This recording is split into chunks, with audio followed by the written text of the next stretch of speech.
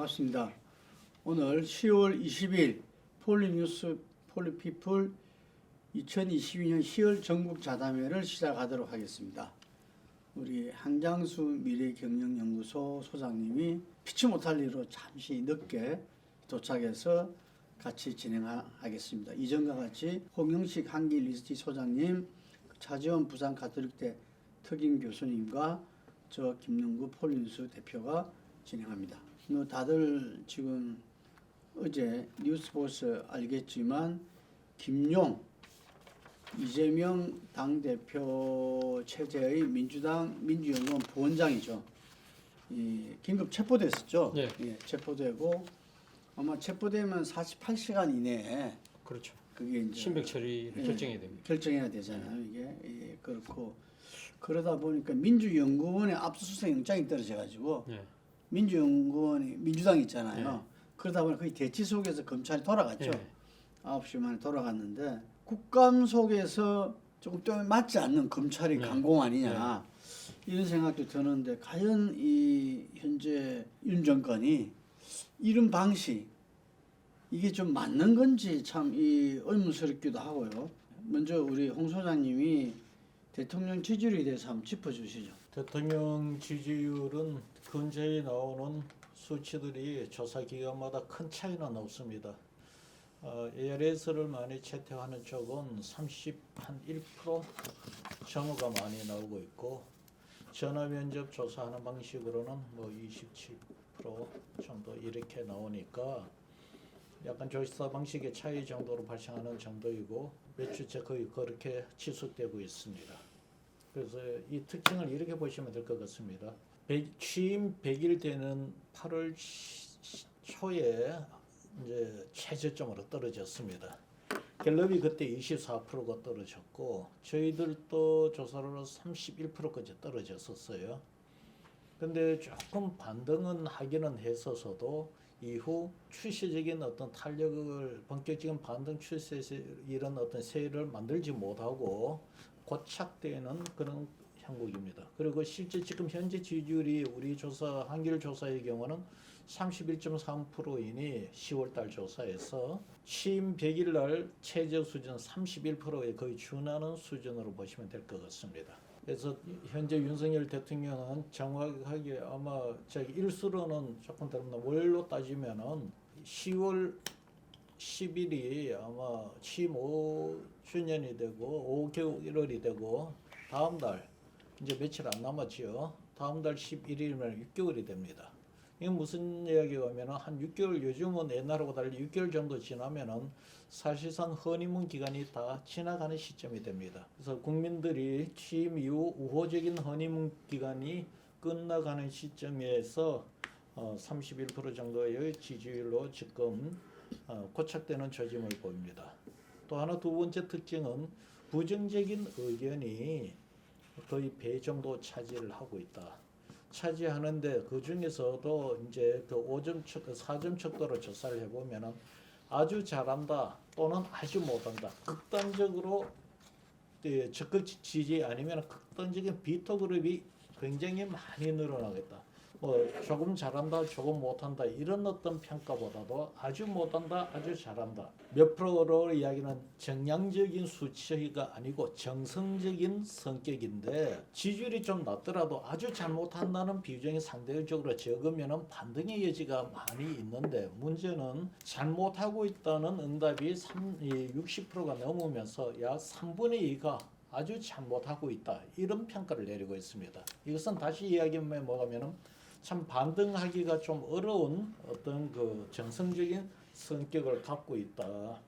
그래서 현재 대통령 지지율이 추석 직후에 그때 그 추석 전에 검찰총장 임명하고 직후에 이재명 대표 선거법 위반으로 기소를 하면서 사법 드라이브 걸 때 그때 잠시 조금 올라갔던 경우가 있었습니다. 그래서 제가 이렇게 보건데 현재와 같은 지지율은 그때를 제외하고는 반등이 없었는데 이 지금 사실상 현재 보면은 현 정부는 총력전을 펼쳐갖고 야당에 대한 민주당에 대한 강력한 드라이브를 걸고 있어서 혹시 추석 직후에 어떤 그런 추세가 잠시 나타난다면 몇 프로의 지지율은 다시 올라갈 수는 여지는 있겠지만, 즉 보수의 결집에 의해서 올라갈 수 있을지는 몰라도 진보의 어떤 지지를 끌어들이기는 어렵다. 그건 무슨 이야기냐면 지지율이 한 10% 이렇게 반등하기는 쉽지 않는 그런 구도다. 이건 보수의 결집 여지가 있다는 건 무슨 이야기냐면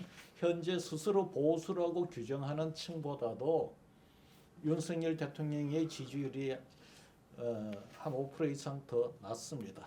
그래서 혹시 모르겠습니다. 보수층의 결집에서 지지율이 좀 더 올라갈 수 있을지는 모르겠습니다. 금방 말씀 중에 하여간 20% 후반 30대 초반에 고착화되고 있는데 어쨌든 거기서 소폭 오늘 지난주 갤럽 보면 27에서 29로 소폭 상승했어요. 그런 부분들이 어쨌든 간에 그 이른바 찐보수의 결집으로 봐야 된다. 국정 동력을 회복하는 국정 지지율 상승은 지금 현재로는 예단할 수 없다, 이런 이야기입니다. 그런데 상당히 이렇게 좀 협치랄까요? 또 중도 세력에 대한 전체적으로 아우르면서 이렇게 이 뭔가 이 국정을 운영해 나갈 이런 부분들이 상당히 희박한 것처럼, 그렇죠. 김문수 경산의 네. 위원장, 이건 뭐 국감 네. 스타 된 거 아닙니까? 네. 뭐 여러 가지가 이 굉장히 어제입니까? 그 원외 이 위원장들 네. 모아놓고도 네.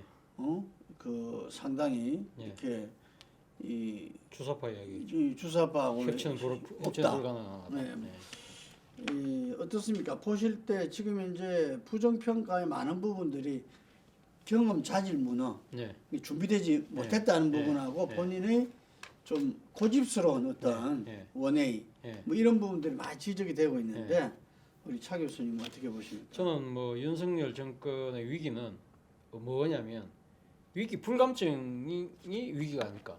쉽게 말하면, 그러니까 지금 위기를 위기로 인식하지 못하는 게 진짜 위기라는 거죠. 그러니까 지금 사실은 역대 정권의 이 정도의 지지율로 집권 초반에 몇 개월을 이렇게 행보를 하는 상황이라고 한다면 뭔가 특단의 대책이 나왔을 겁니다. 대표적으로 보면 2008년도에 집권했던 이명박 정부 같은 경우에 초창기 강호병 사태 때문에 지지율이 겁나가지 않았습니까? 그때 뭐 한 17%까지 내려갔지만 사실은 그때 이명박 정권 정말 위기라고 봤던 거거든요. 기억하시겠지만 그때 당시에 이명박 대통령이 직접 대국민 사과를 했고요. 뭐 대국민 사과로 나와가지고 청와대 disan에 올라가서 아침이설 들으면서 눈물 흘렸다 뭐 이야기를 할 정도로 감성적으로 이야기를 했지만 어쨌든 그때 대국민 사과를 했고 대대적인 인적 쇄신을 했습니다.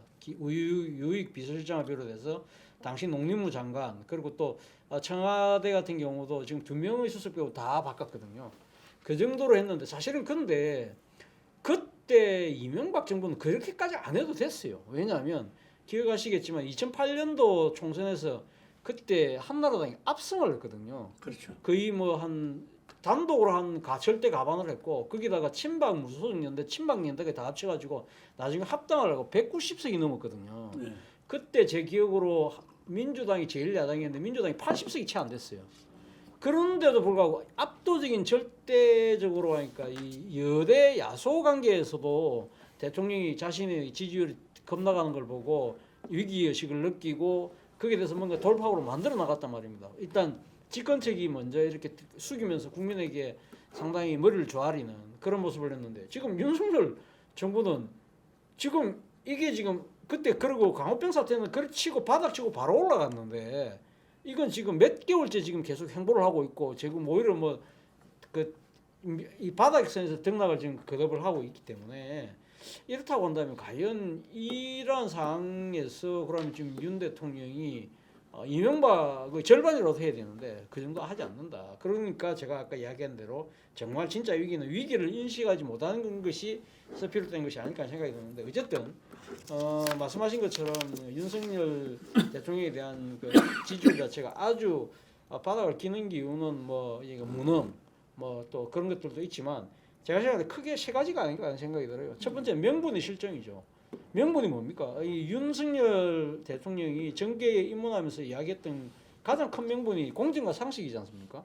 그런데 지금 집권 과정에서 인사를 비롯해서 여러 가지 부분에서 공정과 상식을 보여주지 못하고 있다. 대표적으로 어제 민주당 당사에 대해서 압수수색 영장을 그러니까 시도를 하다가 민주당의 거부가 돼서 지금 다시 정부에 얼어붙고 있는 상황이긴 합니다만 저는 뭐 김용 민주연구원 부원장에 대한 수사할 수 있다고 봅니다. 할 수 있다고 보지만 그러나 제1야당을 이렇게 압수수색하는 것은 헌정사상 제 기억으로는 처음이거든요. 자, 이 정도로 한다고 한다면 물론 그렇게 할 수 있죠. 그러니까 법적으로 그러니까 민주당이 승리가 아니니까. 그런데 많은 국민들은 뭐라고 느끼냐면 과연 그럼 윤석열 대통령을 둘러싼 의혹에 대해서는 검찰이 공정한 수사의 지금 하고 있느냐. 너무 지금 하나의 그러니까 이 수사의 균형추가 기울어도 너무 기울어졌다. 이게 바로 소위 말하는 윤석열 대통령이 이야기했던 공정과 상식에 맞지 않는다는 것이죠. 그 두 번째는 약속의 실정이죠. 약속은 뭘 했습니까? 당선된 당선 1승이 통합과 협치였거든요. 통합과 협치인데 앞서 말씀하신 것처럼 어제 원내 당협위원장들과의 모임에서 북한을 따르는 주사파는 진보도 좌파도 아니다. 적대적 반국가 세력과는 협치는 불가능하다고 이야기했는데 그러니까 주사파를 척결하겠다는 정도는 충분히 그러니까 뭐 우리가 다 그럴 수 있다고 봅니다만 근데 문제는 이 적대적 반국가 세력과 협치라는 단어를 썼다는 거죠. 협치라는 것 자체가 일종의 뭐랄까 영어로 하면 가버넌스고 일종의 하나의 지배구조라고 한다면 그 지배구조 속에 들어갈 수 있는 세력이라는 것은 일종의 정당으로 볼 수밖에 없지 않겠습니까? 그렇다고 하면 정부 여당뿐만 아니라 또 야당을 이야기하는 것인데 야당에 대해서 이런 식의 표현을 한다. 물론 오늘 윤 대통령이 출근길 문답에서는 그거 아니다. 야당을 겨냥한 거 아니라고 이야기는 했지만 그러니까 머릿속에 그 생각 속에는 야당을 바라보는 그 이 잠재적 인식이 저는 돌출됐다고 생각을 하는 거거든요. 사실 지금 정부가 출범한 지 지금 벌써 5개월이 넘었는데 대통령이 제일 야당 대표하고 단 한 번도 밥 한 끼 먹은 적이 없습니다. 자리를 한 적이 없습니다. 단 이번에 그러니까 민주당 정당대에 선출된 이재명 대표하고 국군의 날에서 딱 악수 한 번 한 게 그 전부입니다. 그리고 지금 검찰의 수사가 전방위적으로 지금 진행되고 있지 않습니까? 그건 뭐 구체적으로 좀 이따 이야기는 하겠지만 이런 부분들을 본다고 한다면 과연 협치를 할 생각이 있는가? 또 통합이라는 측면에서 봤을 때도 지금 인사 자체가 앞서 말씀하신 대로 김문수 경산노위원장 그리고 뭐 이현재 전 의원에 대한 인사 이런 것들을 보면 사실 일반 국민들이 봐도 좀 억장이 무너지는 그런 식의 인사를 하고 있잖아요. 그러니까 약속이 실종되니까 지지율 올라갈 수가 없죠. 또 하나는 대통령 다음이 실종이에요. 대통령 다음 실종. 대통령답다고 하면 우리가 떠올리는 대통령 이미지가 있지 않습니까? 근데 이번에 비속어 논란에서 보듯이 본인이 뭐 기억은 안 난다고 하지만 본인이 근데 많은 사람들은 이제 인정하잖아요. 대통령은 비속어를 입에 달고 살구나. 이준석 전 대표가 뭐 이 땡땡 저 땡땡 했을 때만 하더라도 설마 그랬을 리가라고 생각했던 것이 이번에는 드러났잖아요. 근데 그것이 대통령 다음이라는 것이 비속어를 쓴다는 것뿐만 아니라 사실은 이런 여러 가지 그러니까 이번에 외교 순방에서 일어났던 여러 가지 비속어 논란 부분들에 대해서 그러니까 본인이 책임지는 모습을 보여야 되잖아요. 본인이 한 발언을 자기가 기억이 안 난다고 진속으로 조사하면 이거보다 더한 유체이탈이 있을 수 있습니까? 이런 모든 것들이 합쳐져서 제가 생각했을 때는 대통령 지지율이 바닥을 길 수밖에 없는 거죠. 정진석 국힘 비대위원장이 국회 교수면에서 그런 말을 했더라고요. 여당 당대표 패싱을 해도 좋다. 자주 만나시라. 뭐 이런 말을 했더라고요. 그래서 내가 야 요즘 정진석 비대위원장 발언한 것 중에서는 제일 낫다. 제일 나은 전진적인 이 발언을 한 것 같은데 지금 우리 윤 대통령의 그 지지율 고착에 대해서 이야기하고 있습니다. 예, 그 본인이 제가 볼 때는 자신의 대통령직 직위 유지에 대해서 지금 야당 이재명 대표를 중심으로 하는 야당 그리고 또 밖에 있는 제야 또 좌파 세력들이 자신의 지지율이 좀 더 내려가면 총 공격을 해서 박근혜 때처럼 이 퇴진을 시키려고 할 것이다라는 부분에 대한 일정한 심정적 나름 확신을 하는 것 같아요. 근데 이제 이 부분이 어떻게 연결되는가 하면 그 쌍방울 수사에서 경기도가 이제 평화부지사를 만들었어요. 근데 뭐 접경 지역이라면 뭐 인천도 강원도 평화부지사를 만들 수 있죠. 근데 경기도가 이제 평화부지사를 만들고 거기에 이제 북한의 연줄이 많은 그 이화영 의원 뭐 유명했잖아요. 노무현 정권 때부터 이화영을 이제 평화부지사로 임명하고 또 그래서 이제 안부스러운 사람을 끌어들여서 아태엽을 만들었어요.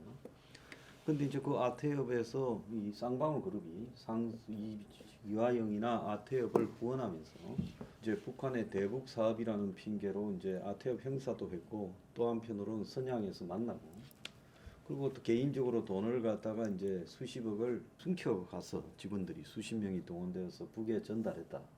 지금 여기까지 이제 그림을 그려놓고 있는 상황에서 자 대장동에서 이제 그 김용이 8억을 받았다라는 부분을 가지고 이재명이 이제 오른팔을 직접 이제 거론을 하지 않았습니까?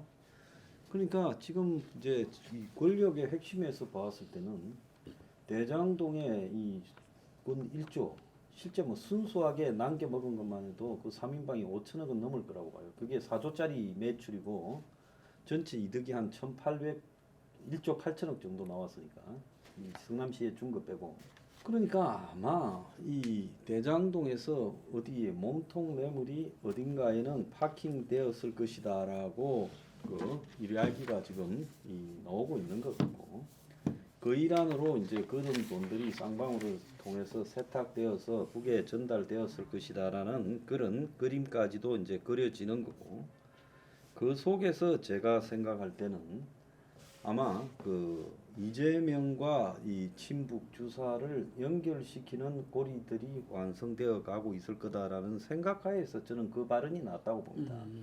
그냥 당협위원장이 그 발언을 우연히 했을 리는 없다고 봐요. 그렇기 때문에 이 사안이 이재명에 대해서 이제 작정을 하고 나름 정리를 하겠다라는 정권의 의지가 실려 있다라고 저는 보고 있고요. 이재명은 이제 이 부분과 관련해서 본인이 대장동 관련 부분도 중요하지만은 북한의 이 친북 부분과 관련해서 역할한 부분이 뭔가에 대해서도 해명은 또 해야 될 문제라고 저는 봅니다.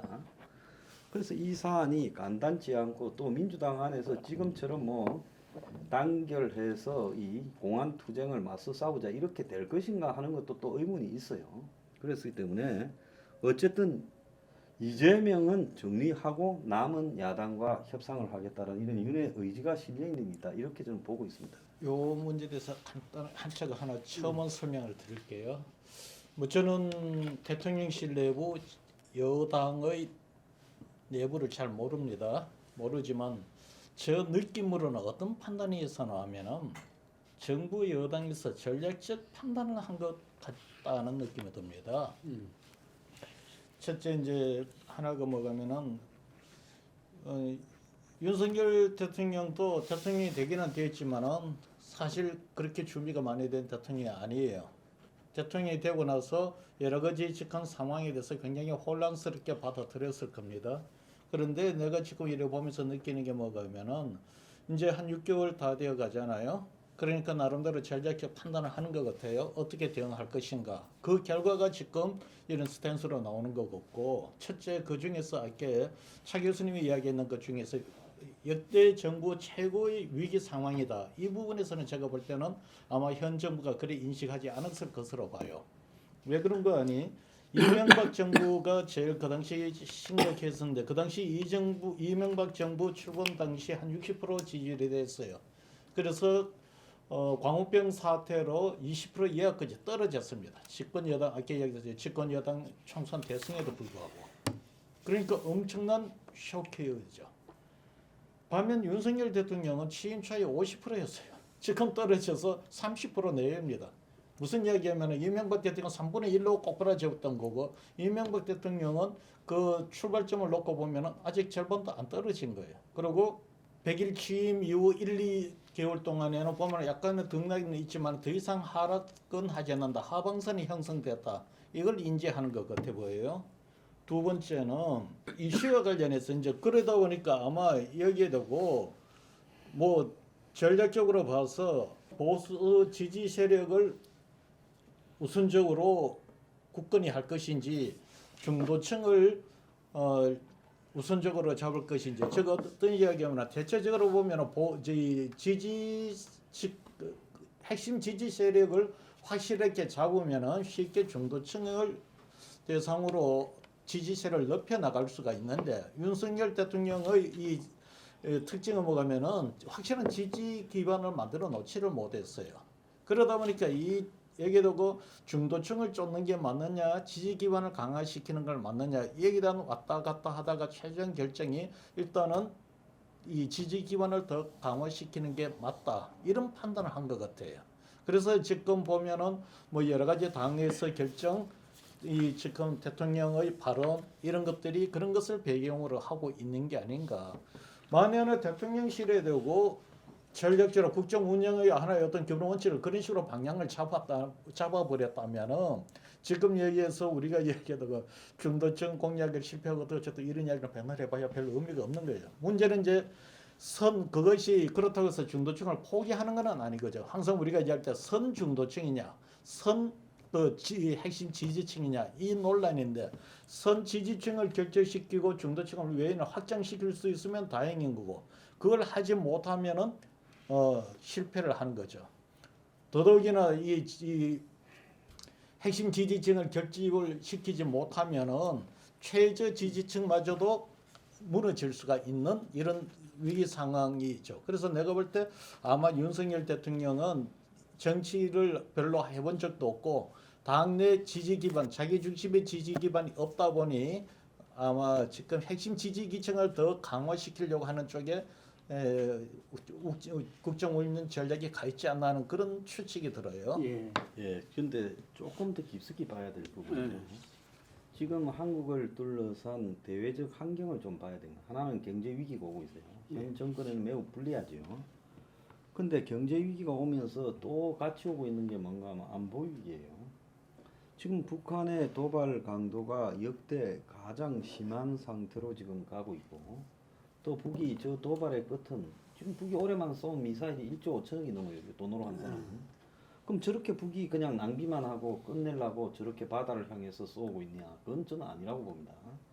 그래서 북이 어쨌든 뭐 ICBM이든 7차 핵실험이든 이런 것들을 마치고 나면 SLBM도 있겠지만 결국은 북이 어떤 형태의 이 단기적 도발을 국지적으로 해서 자신들이 가지고 있는 핵의 협상의 위력을 보일 거라고 봐요. 핵은 쓰는 게 아니라 협상하기 위한 거라고 보니까요.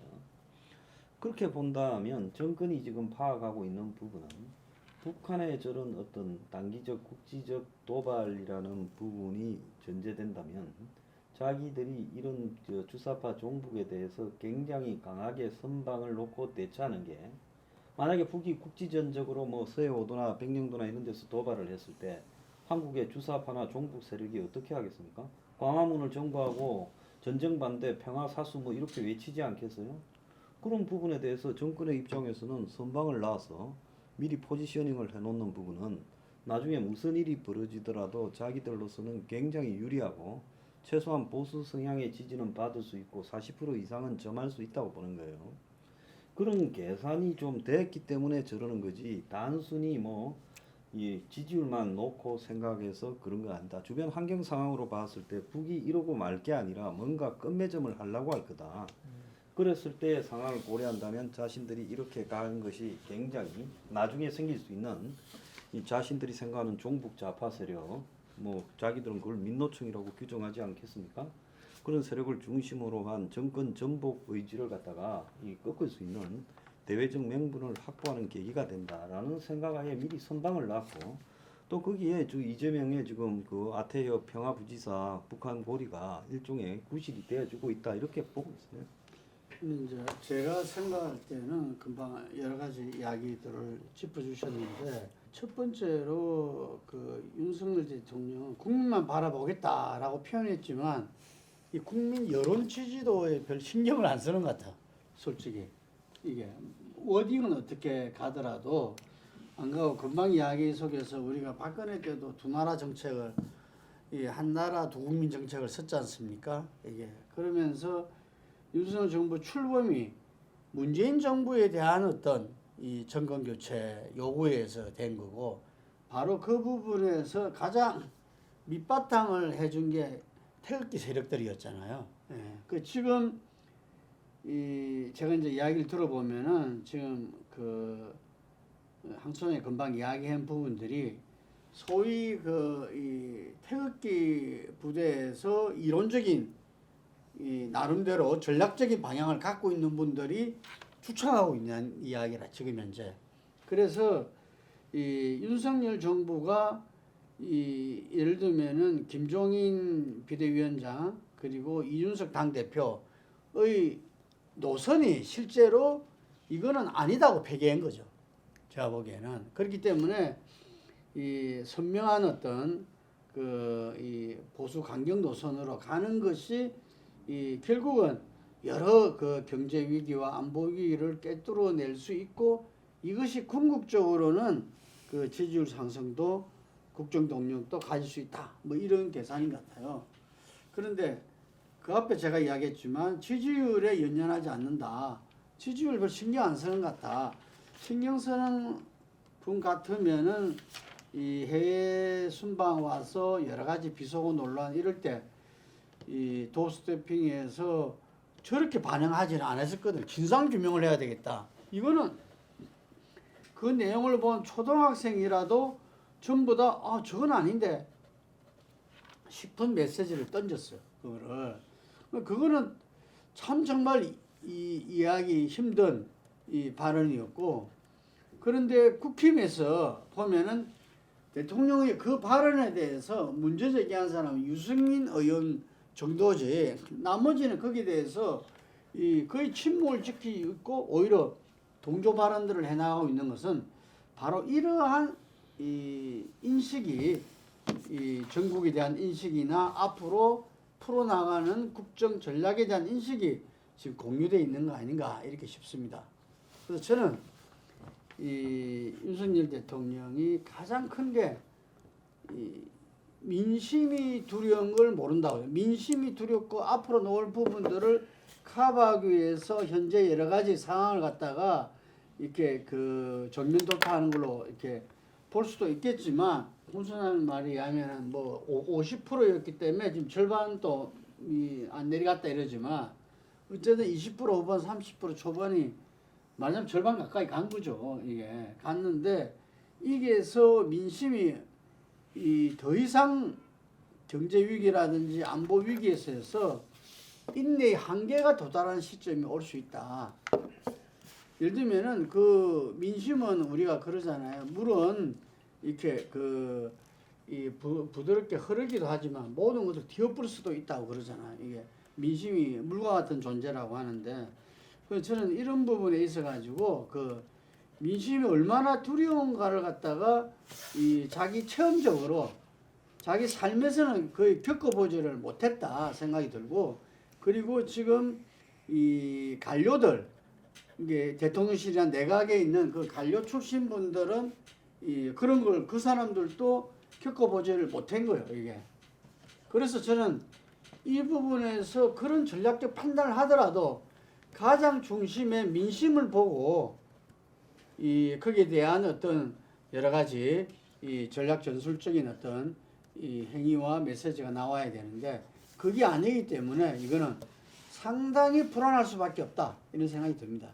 예, 뭐 저도 좀 말을 좀 더 보태면 저는 뭐 앞서 그 말씀하신 대로 그러니까 지금 윤석열 정부가 한 50%에서 시작을 했기 때문에 지금 한 20% 내지는 30%까지 떨어진 부분에서 윤석열 정부가 상대적으로 충격을 덜 받을 수 있다고 뭐 그렇게 생각할 수도 있는 거겠죠. 그러니까 앞서도 제가 말씀드린 대로 지금 가장 큰 위기로 느끼지 않는 거라고 이야기했는데 문제는 아까 지금 말씀하신 대로 아까 그걸 한자성어로 얘기하면 군주민수거든요. 그러니까 이거 지금 이 물은 그러니까 배를 띄울 수도 있지만 배를 뒤집을 수도 있다는 거죠. 그러니까 그 이야기는 결국 그거 아니겠습니까? 민심 이기는 정부가 없다는 것이죠. 그러니까 지금 민심이 지금 기본적으로 지금 그 최소한 뭐 한 65% 많으면 뭐 70% 가까이가 대통령의 이건 통치 행태에 대해서 강하게 부정을 하고 있다고 한다면 이것이 과연 얼마만큼 지속 가능할 수 있을 것인가? 저는 그 부분에 대해서 깊이 있게 생각할 필요가 있다는 겁니다. 물론 뭐 임기가 지금 5년으로 법으로 명시되어 있다고 하지만 그것이 어느 순간 삐끗하면요. 그거는 뭐 제2의 그러니까 지금 강화문 집회 같은 촛불 집회 같은 것들이 안 일어난다는 보장이 없다는 것이죠. 저는 그런 부분들을 생각한다고 한다면 저는 사실 대통령의 문제 중에 가장 큰 문제는 저는 그거라고 생각해요. 본인이 대통령 당선되고 나서 취임하기 전에 그 유퀴즈에 출연했어요. 유퀴즈 출연했을 때 유재석이 이렇게 물어봤어요. 이 정치를 하면서 아주 일종의 좌우명 같은 게 있느냐 물어보니까 자기가 뭐라고 이야기하면 해리 트루만의 그러니까 지금 이야기 있잖아요. 더 벅스탑이요. 모든 책임은 내가 진다는 이야기를 그 이야기를 했어요. 그래 그 이야기를 하니까 그 이야기를 아마 미국 대사관에서 캐치를 했겠죠. 하고 있다가 5월달에 바이든이 한국을 방한했을 때 그때 바이든이 윤 대통령한테 뭘 줬냐면 더 벅스탑이 영어로 써진 명패를 줬어요. 그 명패를 자기 집무실에 지금 이렇게 딱 두고 있어요. 이게 뉴욕 타임스 이번에 그 미국 가기 전에 인터뷰에 보면 뉴욕 타임스가 이거 사진을 찍어서 보도를 했어요. 그러니까 매일 아침마다 가면 그걸 본다는 소리잖아요. 근데 지금 대통령이 책임지고 있습니까? 지금 인사 여러 가지 문제들에 대해서 뭐 질책이 있었지만 거기에 대해서 제대로 된 조치 안 했잖아요. 지금 물론 뭐 박순애 교육부 장관 물러났지만 결국은 자진 사퇴 형식으로 물러난 것이고요. 대통령 책임진 적이 없잖아요. 그리고 특히 앞서 이야기했던 대로 비속어 논란 같은 경우에도 본인이 한 말을 누가 그 진위를 제일 잘 아는 사람이잖아요. 그런데 자기가 진상조사하자는 게 말이 됩니까? 이런 것들이 사실은 어떻게 보면 상당히 국민들의 이 뭐랄까요, 좀 민심을 이반하게 만드는 그러한 것이라는 것이죠. 저는 그러니까 이러한 행태 속에는 저는 윤석열 대통령의 그 정치 DNA에 꼴이 있게 자리하고 있는 검사 DNA가 있다고 봐요. 검사 DNA가 뭡니까? 가장 중요한 것은 일단 무조건 의심하잖아요. 어떤 모든 피의자들을 만날 때마다 이 친구는 어떤 이야기를 하더라도 이 거짓말을 한다고 생각을 하고 이렇게 사람을 대하는 직업이 오랫동안 유지되어 왔기 때문에 솔직히 말해서 일종의 그러니까 야당에 대한 접근 방식 자체도 그것이 뭐 그러니까 안 보이기든 어쨌든 간에 여러 가지 뭐 그런 걸 다 떠나서 일단은 내하고 함께 갈 수 없는 사람의 생각을 갖고 있는 것이 아닐까라는 생각이 든다는 것이고 또 하나는 무소불위의 또 DNA가 있는 거죠. 사실 민주화 이후에 대한민국 최고의 권력 집단이 검찰 아닙니까? 근데 그 무소불위의 권력을 휘두르는 사람이 이제 대통령까지 됐으니까 사실은 여러 가지 그러니까 민심이나 여론이나 이런 걸 갖다가 일종의 깔아뭉개는 그런 측면이 분명히 있다는 것이고요. 그리고 이번에 이준석 당대표를 쫓아내는 과정에서 보면 말 그대로 검사들이 갖고 있는 검사 동일체의 원칙 그 DNA가 있는 거죠. 내하고 생각이 다르고 내하고 내가 주장하는 바에 의해서 따라오지 않는다고 나는 언제든지 가감히 버리고 갈 거다는 식의 일종의 배제의 정치, 빼앗음의 정치가 있는 것이죠. 이런 것들이 다 작용을 해서 저는 이 지지율이 이렇게 지금 바닥을 헤매고 있다. 그렇다고 한다면 그 자체를 탈피하기 위해서는 결국 대통령 스스로가 바뀌어야 되는데 대통령 스스로 바뀌기를 원하는 것은 진짜 말 그대로 연목구호가 아닐까 생각이 듭니다. 지금 당장에서는. 저는 이렇게 좀 봅니다. 최근에 이 종북 주사 문제를 정면으로 들고 놓은 것하고 사실은 이 정권이 시작해서 이 재벌이나 그다음에 저 플랫폼에 대해서 거의 그들의 대리인적인 측면으로 행세해 왔어요. 그런 게 솔직히 말하면 많은 그 지지를 잃은 원인 중에 하나라고 봅니다. 기득권 지향이.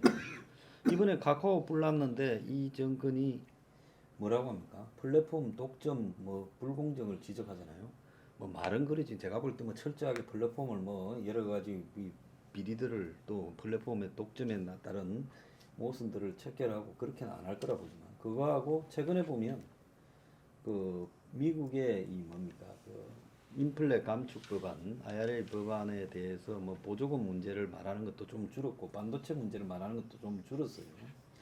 그러니까 아무리 머리 나쁜 정권도 한 6개월 운용하는 시점이 돼 가면 이제 자기들이 어떻게 해야 지지율을 올리고 또 어떻게 해야 지키는가에 대해서 조금 뭐라고 할까 경험에 따른 일종의 그 분석이 다시 피드백으로 영향을 미치고 있다고 봐요. 그러니까 기득권 지향적인 말을 줄이고 그 다음에 이 주사파 종북 척결하고 이재명 처리 부분을 연결시키고 이렇게 가는 부분에 대해서요. 이게 뭐 단순히 정치라는 게 이게 뭡니까 옳고 그르고라는 판단으로 비분관계할 문제가 아니라 어쨌든 이 정권의 시행착오 끝에 나름 많은 지지율을 원하지도 않는다고 봐요. 이 정권이 원하는 지지율은 40%라고 저는 보고 있습니다. 그 부분을 끌고 가기 위한 부분에 이렇게 하는 것이 최상이다라고 저기들 나름대로 결론이 나서 어떻게 보면 굉장히 이 성공을 지금 시작을 했다고 보는 저도 그 부분에 동의를 합니다. 지금 예를 들어 이뭐 차 교수님은 이런 그 옳고 그름으로 자꾸 접근하는데 국민들과의 약속 뭐 여러 가지 정책의 문제점이지만은 이미 그거는 문재인 정부에서도 다 보여준 거예요. 극단적으로 피장파장인 거지 지금. 뭐 그와 관련해서 뭐 정의롭고 공정한 무슨 사회 어떤 이야기를 했지만은 국민들 입장에서는 과연 문재인 정부가 그걸 보여줬었나요? 지금 그 정치인들이 허언을 하고 약속을 정치 당선을 위해서 공약을 내세우고 약속했던 것과 통치 단계에서 달라지는 모습은 여고야고 수도 없이 다 보여줬습니다. 그거 갖고 비판하는 건 의미가 없어요. 뭐 이쪽은 하면 되고 저쪽은 하면 안 되고 이제는 그걸 국민들도 이제 그런 부분에 대해서도 이미 그 수도 없이 봐버리기 때문에 그런 논리에 별 그걸 하지를 않아요. 문제는 과거에는 통치적 행위를 했다면은 이제는 대통령도 통치가 아닌 정치적 행위로 국정을 운영을 끌어가는 것이 이제는 일상화가 되어버렸습니다. 그래서 지금 윤석열 대통령 입장에서는 지금 내가 볼 때는 판단한 것이 지금 얘기해두고 이 지금 각 대통령마다 자기네의 그 포지셔닝이 있다는 겁니다. 예를 들어 윤석열 대통령이 정치를 오래 해서 보수층 정치권의 기반을 확실히 갖고 있다면야 중도층에 대한 공약을 집권 초보다 좀 일찍 할 수도 있겠죠. 그게 집권 초보다 나갈 수 있지만은 내가 볼 때는 지금 윤석열 대통령은 본인의 생각의 문제도 있지만은 여기에 두고 지금 보수층들의 어떤 그 지지 기반이 지지 기층이 확보 안 된 상태에서는 전략적으로 접근을 할 수밖에 없어서 그 결과가 지금 모습으로 나오는 겁니다. 제가 보건대는. 그리고 협치 지금 이야기를 하는데 이미 협치는 지난 선거 전후를 거치면서 다 깨져버렸어요. 예를 들어 갖고 지금 민주당 뭐죠? 지금 압수수색 한다고 지금도 대치하고 있나요? 모르겠습니다만은 그 모습 보면서 여야 관계를 저렇게 가도 되나 이래 이야기하지만은 그보다 어떻게 보면 더한 상황이 지난 대선 전에 벌어졌죠. 뭐 Y에서는 하면은 날치기고 민주당은 문재인 정부에서는 하면 날치기가 아닌가요? 이미 그런 것들이 다 보여져 버렸기 때문에 그런 부분에 대해서는 누가 옳고 그름으로 지금 이야기할 수가 없는 상황까지 와버렸습니다. 이게 현실이에요. 그러니까 정치가 참 실망스럽게도 하지만 한편으로는 무서운 싸움판으로 가는 거예요.